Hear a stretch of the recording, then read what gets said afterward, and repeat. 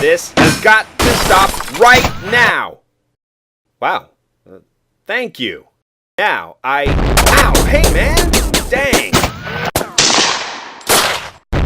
Never mind. You know what to do. This is so not cool. About Face, Episode 3. Photoshop Toolbox Boot Camp. Part 4. Hooah! Attention! This is the... just watch the videos and learn. Moving out! Up and hills, down and dales, as we hit the dusty trail, army ants we go marching along. We are bad, we are boss, we've got guts that swish and squash, army ants we go marching along. Army ants. Then it's high, high, he for the end artillery. Shout out your orders loud and strong. Grab the egg! For where'er we go, you will always know, army ants we go marching along. Army ants. Sold in squadrons of 3 and 8 from Hasbro. Well. Welcome back, recruit. I am glad to see that you have survived the Photoshop Toolbox Boot Camp so far. Mr. Sergeant Jonah, will you please tell us the name of the next tool that we need to learn? The hand tool, sir. That is correct. It is H for the hand tool. Thank God it is H for the hand tool. Otherwise, that would be quite confusing. The hand tool will not work if you see the full image on your screen. However, if you zoom in like this and then you have the hand tool, you can move said image around on your screen to do your work. Now, let's talk about the next tool in just a second. And the next tool on the toolbox, Mr. Sergeant Jonah, is... the Rotate View tool. That is correct. It is R for the Rotate View tool. When I access that tool, I can click and drag and rotate my image. For example, if I tend to paint with a left to right stroke, but I want to paint up and down his forehead, I would rotate his head and then paint left to right. Now that I have rotated my image, how do I get him back to the default setting? That is right up here, Reset View. I will switch back to my normally used hand tool and move on. The Zoom tool. The Zoom tool, that is correct. It is Z for the Zoom tool. If you click and drag to the right, you will zoom in far enough to look at this image on a pixel by pixel basis. If you click and drag to the left, you will zoom out. To the right zooms in, to the left zooms out, to the right, to the left. I think you get what I'm saying. We will move on and discuss these two boxes right here in just a matter of minutes. The default colors. That is true, Sergeant Jonah. Below the zoom tool is your default colors. Black is your foreground, white is your background. If I click the black foreground, I will enter the Photoshop color picker. I can go through the visible spectrum, click a shade of red, and click OK. I will click my background color. I will go down to the shades of green and pick a nice beautiful shade of green. However, if I wanted to reverse those two colors, I could either click this little curved reverse arrow or hit the letter X. X will reverse my colors, as you can see right there. If I wanted to switch them back to the black and white default colors, I could either click this icon right here or hit the letter D for default black and white. You want to know D for default colors because layer masks and quick masks and alpha channels work with black and white.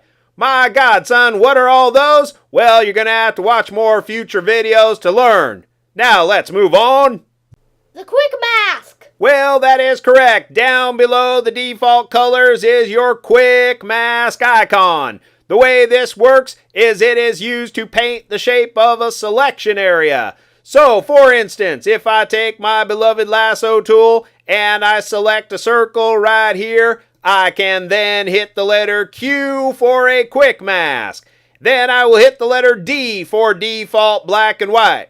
If I take my normal paintbrush and I paint with black, I will cover up that selected area. However, if I hit X and switch to white, I will reveal another part of this photo here and another part over here. So when I hit the letter Q again to get out of the quick mask, I now have 1, 2, 3, 4 selections. If I hit Q to go back into quick mask and I hit the letter X to paint with black, I will cover up this unwanted area, and now I have only 2 exposed areas on this photograph. Hit the letter Q and you can see I've got 2 exposed selection areas. My God, that is how the quick mask works. It allows you to paint with black and white to shape your selection areas. I will hit Command D for default or deselect. Sorry, got them mixed up. But what the heck? I'm only human. Let's move on. Sergeant Jonah, if you will be so kind as to describe the last button on our Photoshop toolbox.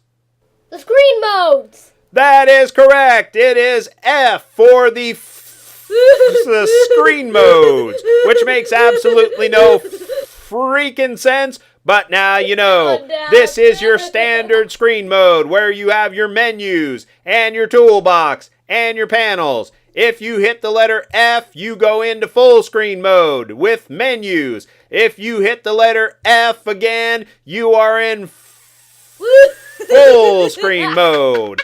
If you lose everything on your screen, that is the OF key. I just screwed up. No problem. You hit the letter F again, and you are right back where you started.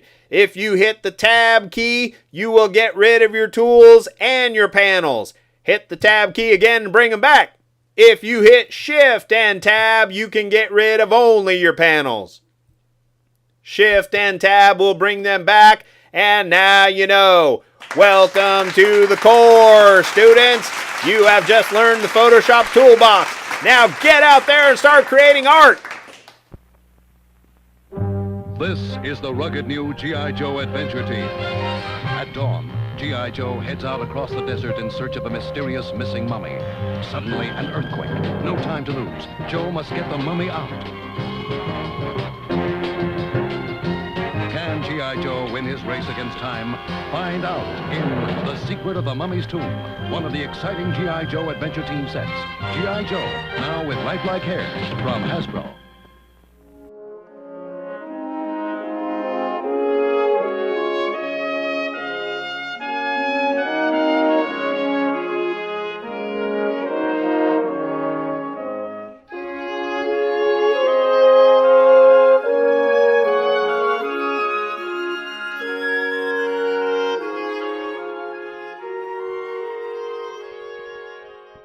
Remember to click the like button and subscribe below, you maggot.